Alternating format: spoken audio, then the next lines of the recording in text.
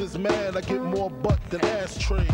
The fair one, I get mine the fast way. However you remember him, Big Papa, Biggie Smalls, Notorious B.I.G, Frank White, or just Big, his legacy still lives and resonates with hip-hop heads all over the world.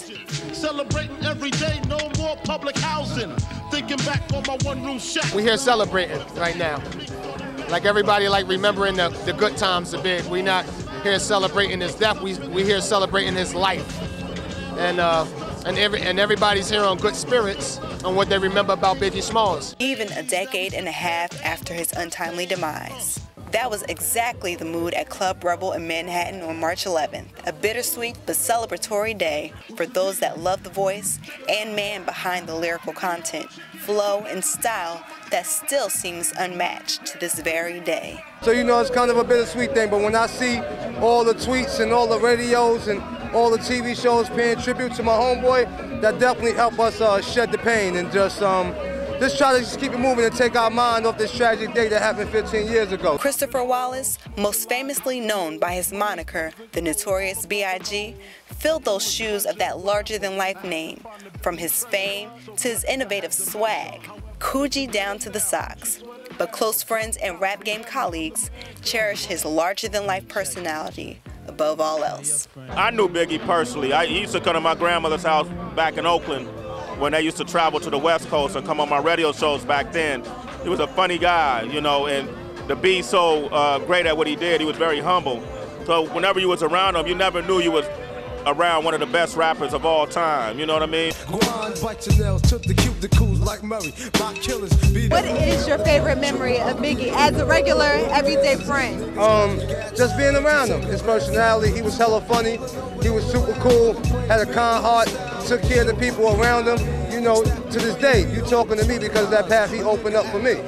You know what I mean? So that shows you the kind of heart he had. It's true. The legend only put out 2 albums in his short-lived career. Ready to Die and Life After Death, a haunting, telling title put out posthumously. But those projects go down in the books as easily 2 of the most classic rap albums in history. I'm clocking ya, Versace shade watching ya. Once the grin, I'm in, game begin. First I talk about how I dress is this and diamond necklaces, stretch Lexuses, the sex is just immaculate from the back. I'll tell you a funny story about One More Chance. On One More Chance, we had used 2 different bass players, and the first bass player was really good, but he was like really laid back, and the second bass player, he was like more in the pocket. And the bass player came, he played it, and he left, and I'm sitting there with Polk, and we was like, whoa, where the hell is Big? Where the hell is Big? And then Big finally came through, what's up? I said, I'll be back, I'm gonna run to the bathroom. I ran to the bathroom, I came back, he was on the last verse. And I went to do number 1. I didn't go to do no, just in case you're wondering. His dark, sometimes comical, semi-autobiographical lyrics, storytelling abilities, mixed with his loose, easy flow, painted a picture that many of today's artists have lost along the way. I love, you know, a lot of the artists of today, and no disrespect, but the music would be a lot better if Biggie is here. That's not to say that the music is not good now, but Big would only enhance it. You know, he was one of the dopest back then, and I feel like if he was still alive today, he would be right here at the top. You know, like the shirt say, he would be right here at the top. But I remember Jay-Z sitting down talking with Jay-Z about recording the song Brooklyn's Finest off his Reasonable Doubt album, and how when him and Big came into the studio, he noticed that Big never wrote down anything.